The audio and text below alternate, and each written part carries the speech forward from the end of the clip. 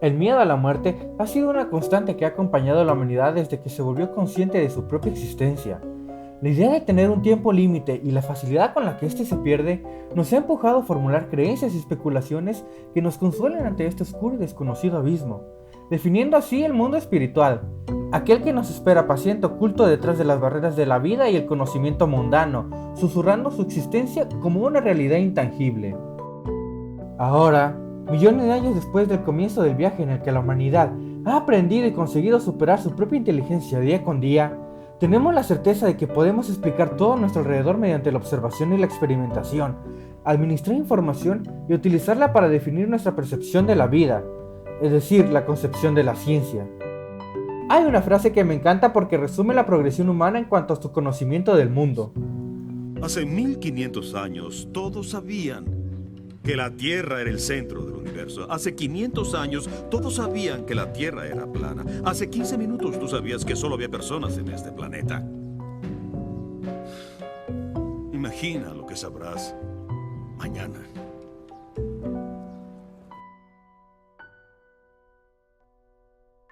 Occulting Nine es una serie creada por Chiyomaru Ishikura, el afamado director de Steins Gate, y producida por A1 Pictures, que trata acerca de cómo una teoría de Tesla podría explicar la existencia de fantasmas gracias a ondas electromagnéticas, explicado con una enrevesada trama llena de ciencia paranormal y criptogramas ocultos en una narrativa rítmica que acelera en los momentos ágiles, pero se detiene lo suficiente para entregarnos delicados detalles que enriquecen el misterio. En primera instancia es una serie complicada de seguir al principio, pues la velocidad a la que los personajes hablan da poco tiempo para leer los subtítulos y comprender lo que dicen, sobre todo considerando que los diálogos son el salvavidas al que agarrarse para entender la historia, así que el botón de pausa será un escudero indispensable a lo largo de la serie. Sin embargo, el viaje se vuelve más entretenido gracias a su pintoresco elenco de personajes, que conforman una delicada maquinaria en la que cada uno de ellos tiene un papel único y determinante para hacer avanzar la historia. Yuta Gamon es nuestro muy humano protagonista, un dios nini que no se reserva la hora de demostrar sus intenciones y cuya naturaleza, ambiciosa pero noble, lo llevó a crear un blog llamado Ciencia Paranormal en Descontrol junto con Ryoka Narusawa, una infantil estudiante llena de energía y músculos en la espalda que no para de brindarnos un alivio cómico en medio de una atmósfera que cada vez se pone más densa, con ayuda de sus principales características que terminarán convirtiéndose en la clave para desenvolver el misterio, y cuya simple existencia es la única razón por la que no le he recomendado este anime a nadie. Kirikiri Basara es un blog en el que el público puede encontrar noticias y fenómenos paranormales con la que Gamotan busca ganar dinero mediante la publicidad, por lo que uno de sus objetivos es conseguir artículos exclusivos de celebridades en el campo.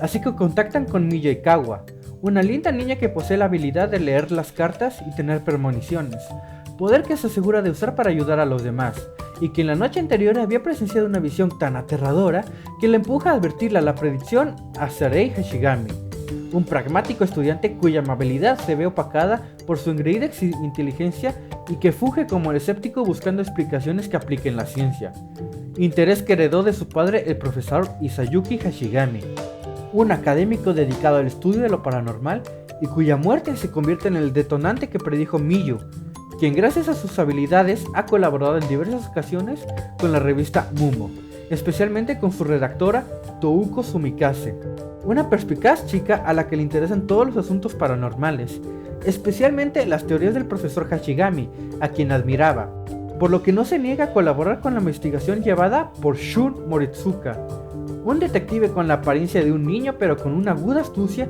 y un talento innegable para simpatizar con la gente y extraer cualquier información, y especialmente cuando se trata de entrevistar a hermosas dibujantes como la Rika Nishimono, una mangaka con un gran talento para interpretar sus sueños como historias en las que se muestra una delicada similitud con los sucesos de la realidad, englobando todas las pistas que llevan a los personajes a desentrelazar el misterio.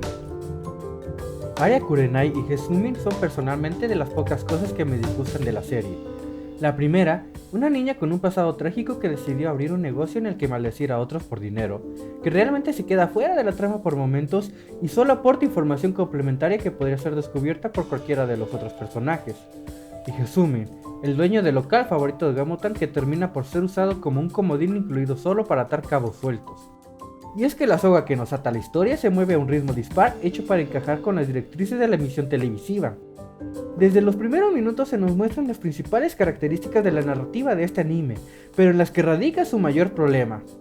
El ritmo en el que se desarrollan las escenas es demasiado acelerado al principio, abarrotando al espectador de diálogos y tomas que duran solo un segundo y cambian de ángulo solo para terminar desubicando. Mientras al mismo tiempo debes prestar atención a una secuencia de subtítulos largos que son imposibles de leer, incluso para el ojo acostumbrado. Pero debo decir que entiendo este método. Dada la cantidad de información que incluye la novela ligera, adaptarla a una serie de 2 episodios de 20 minutos de duración cada uno regularmente termina por causar problemas en la narrativa. En este caso se debe incluir la mayor cantidad de información en el menor tiempo posible, así que se apresura a entregarnos la historia a un ritmo acelerado, auxiliándose en la sutileza de los diálogos y en la aparición de diversos nodos para describirnos en poco tiempo los puntos importantes a tener en cuenta, porque sin una buena gestión de los nodos que conectan la trama, la conspiración sería imposible de comprender, y aún así, puede ser poco complicado entenderla a la primera, así que decidí realizar un resumen que narra toda la columna vertebral del anime. Sobra decir que es por esto que contendrá spoilers. La historia gira en torno a una enreversada conspiración con la que se planea conquistar el mundo espiritual, comenzando por Tesla y su superteoría Sistema del Nuevo Mundo, en la que el afamado inventor creía firmemente que el planeta funciona a una frecuencia específica, mientras que otras frecuencias distintas representarían la existencia de otros mundos ocultos entre dichas frecuencias, y conjuntaba que si la frecuencia en la que existe el ser humano es cambiada, asimismo cambiará el mundo en el que se encuentra, pasando a dimensiones paralelas. Esta es una teoría más que interesante, ya que dentro de la física cuántica existen partículas que cambian de frecuencia frecuentemente, y desde nuestro punto de observación parece que aparecen y desaparecen. Sin embargo, más adelante vamos a profundizar más qué tan real es esta teoría. Para uso práctico, Tesla se traslada a Japón en algún momento de los años 20, y es allí donde se enamora y nace su hija, Avelin. Cabe aclarar que no hay datos de que Tesla viajara a Japón, y particularmente se sabe que nunca tuvo esposa ni familia. Avelin es una libertad que se toma el anime para conectar la historia, pues al avanzar descubrimos que ella se convirtió en fantasma siguiendo la superteoría de su padre, y se dedicó desde ese entonces a evitar que la información cayera en manos equivocadas, cosa en la que falla al encontrarse con la reunión de los 8 dioses de la fortuna. Aparentemente, el padre de Gamotan era locutor de una estación de radio llamada FMKCZ, que obtuvo una determinante popularidad hasta convertirse en una especie de secta nombrada como la reunión de los 8 dioses de la fortuna, y comienza el plan de 3 frases de la empresa.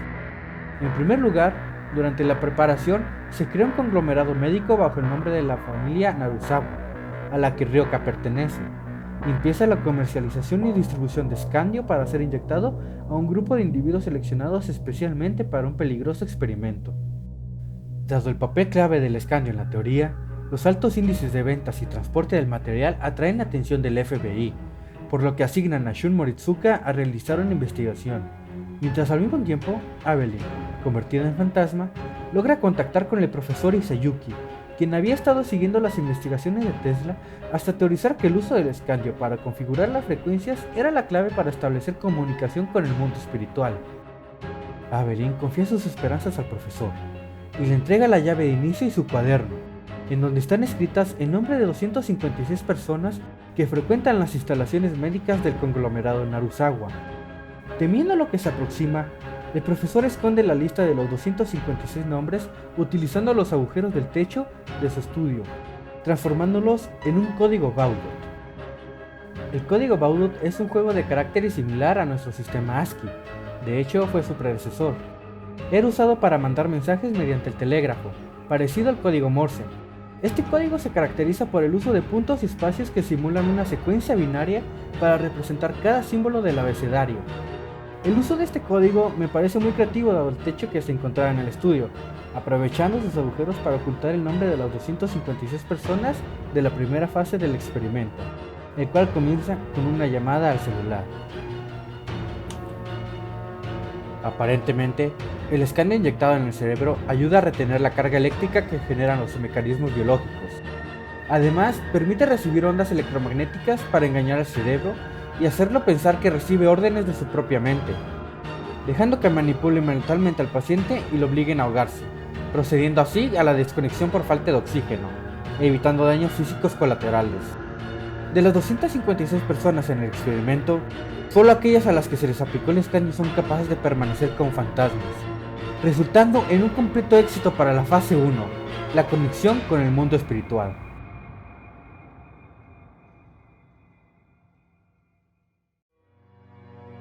Una vez conseguido retener a los espíritus en un rango aceptable dentro del tiempo de los vivos, la organización pasa a su segunda fase.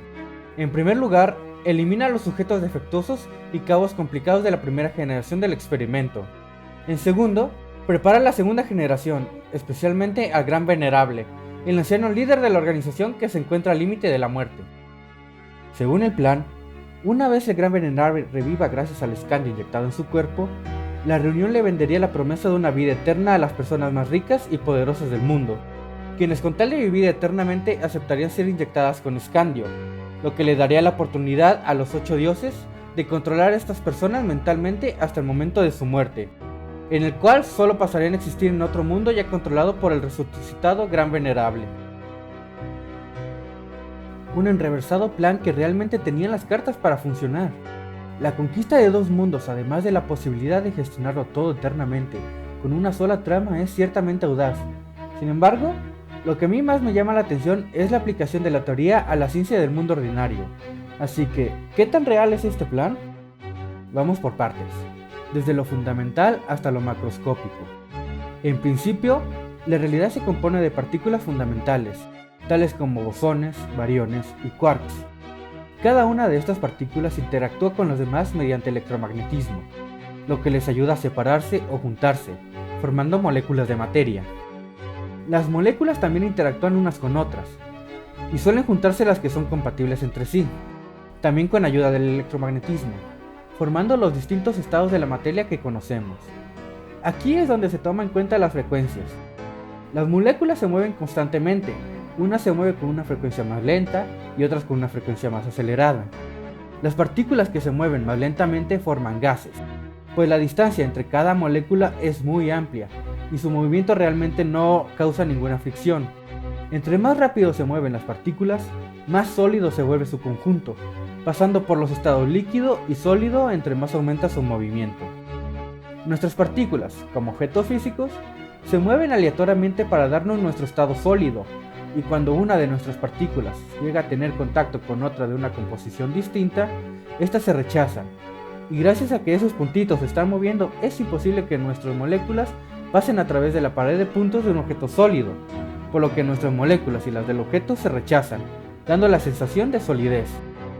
En el caso de los líquidos y los gases, por ejemplo, las moléculas se mueven más lentamente y con mayor espacio entre ellas, por lo que es más sencillo que nuestras partículas las atraviesen. La cosa con las frecuencias es que nosotros solo toleramos cierto rango de ellas.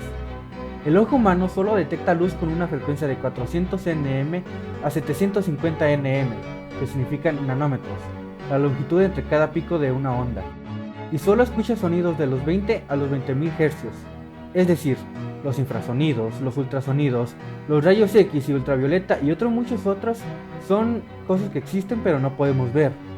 Sin embargo, las cámaras y otros instrumentos tecnológicos sí son capaces de hacerlo, porque están construidos para eso. Si nosotros quisiéramos ser capaces de ampliar nuestro rango, tendríamos que modificarnos biotecnológicamente. Bien, ahora ya establecimos que nosotros estamos hechos de partículas, que conforman moléculas, cuya frecuencia de movimiento forma objetos sólidos capaces de interactuar con otros objetos sólidos. Ahora es momento de agregar la ingeniería humana a la receta. Aunque muchas personas no saben exactamente cómo funciona, sí saben o han escuchado que en el mundo todo son frecuencias y armonías. Bueno, mucha de esta gente cree tener hiperestesia a las ondas electromagnéticas, que básicamente es sentir molestia por las ondas de radio en el ambiente, especialmente con el aumento de antenas 5G alrededor del mundo. Sí, esto es posible, pero no, esto no es real, pues algo muy importante en la fórmula es la intensidad. Para que te llegara a afectar sería necesario recibir de cara todo el conjunto de ondas, tipo que te disparen con un arma electromagnética a 1 metro de distancia o así. Ninguna antena tiene la energía para emitir ondas con tan alta intensidad. Sí, los celulares pueden recibir ondas señales a largas distancias, Pero nosotros no somos celulares, no tenemos un microchip especial para recibir ondas. Hace falta una gran fuerza para que los lleguemos a siquiera a sentir. Para aumentar la recepción, la serie sí hace uso de un microchip, en este caso fabricado con escandio, lo que le permite a los participantes del experimento ser controlados mentalmente. El escandio es un metal un poco raro que solo se encuentra en Escandinavia, de allí su nombre, y se suele utilizar combinándolo con otros químicos para crear aleaciones más específicas. Sí, el escandio puede almacenar cargas eléctricas. El problema son los pulsos eléctricos que genera el cerebro. El mecanismo del cuerpo funciona mediante pulsos eléctricos que transportan las órdenes del cerebro hacia los músculos. Estos músculos, al recibir estímulos externos, emiten pulsos de regreso al cerebro para que éste los capte y nos dé la sensación nerviosa. Estos pulsos eléctricos, al viajar de un lado a otro del cuerpo a altas velocidades, ionizan el aire que rodea el cuerpo humano y terminan generando electricidad estática, que, aparentemente, los videntes llaman aura. Al igual que el funcionamiento de las computadoras, presuntamente esta energía eléctrica almacena la información de nuestro sistema operativo, es decir, nuestra conciencia. El problema es que no hay forma ni de almacenar ni interpretar esta carga eléctrica, pues es tan tenue que se dispersa segundos después de morir. Con un receptor que mantuviera la consistencia y energía de nuestra electricidad, esta al salir del cuerpo y entrar en contacto con el aire lo ionizaría, lo que los vivos veríamos como un tenue brillo con forma de una persona, es decir, un fantasma, funcionando con el mismo principio que el reconocimiento mutuo. El reconocimiento mutuo es una de las características más curiosas de esta teoría, pues funciona completamente con el poder de la mente. Básicamente, en modo fantasma lo que dictamina tu apariencia son tus recuerdos. Si recuerdas que llevabas la llave al morir, entonces los recuerdos la representarán tal cual sucede con la ropa, pero al momento de aceptar que no es real, la electricidad que representaba ese objeto dejará de ser un recuerdo y pasará a ser imaginación, por lo que las partículas que la representaban se dispersarán y desaparecerán. ¿Recuerdan lo que les dije sobre el funcionamiento de la realidad? Pues popularmente se cree que la mente es capaz de cambiar las frecuencias de nuestro alrededor y de esta manera manipular la realidad. Así que cuando Gamota recuerda la llave, las partículas ambientales se verían afectadas por la fuerza de Yuta, y poco a poco tomarían la forma de la llave, volviéndose lentamente un objeto real. Hipotéticamente se utilizarían las partículas como si fueran plastilina tomando una forma, así que habría dos objetos iguales en la realidad, no se teletransportarían como sucede en la serie. Aplicado a los fantasmas, habría una conciencia recordando su forma, y al momento del exorcismo, es decir, hacerle saber al fantasma que ya está muerto y debe desaparecer, este se reconocería como un objeto fuera de orden y desaparecería. Si este fuera el caso, el alma se podría definir como una acumulación de energía que contiene información en forma de recuerdos y una carga electromagnética suficiente para ionizar el aire al contacto. Estos recuerdos manipularían la formación de los iones a su alrededor y tomarían la forma que se moldeó durante tanto tiempo, es decir, la humana, siendo capaces de aparecer y desaparecer cambiando la frecuencia del espectro visible en el que se muevan. Aunque en teoría suena bien, la realidad está llena de agujeros. En primer lugar, no hay pruebas científicas que respalden la existencia del alma.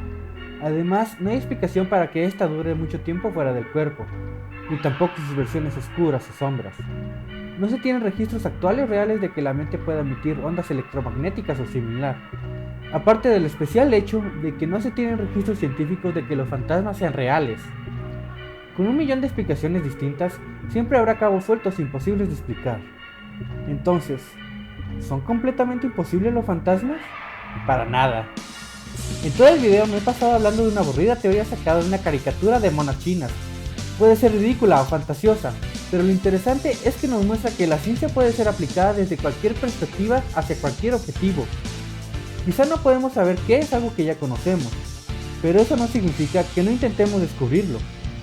Recuerden que el mundo aún oculta muchos misterios, pero siempre debemos mantener la mente abierta ante todo lo desconocido. No hay tal cosa como lo paranormal. Todo puede ser refutado por la ciencia. Solo aquellos que lo hayan aceptado todo pueden tener el derecho a conocer la verdad.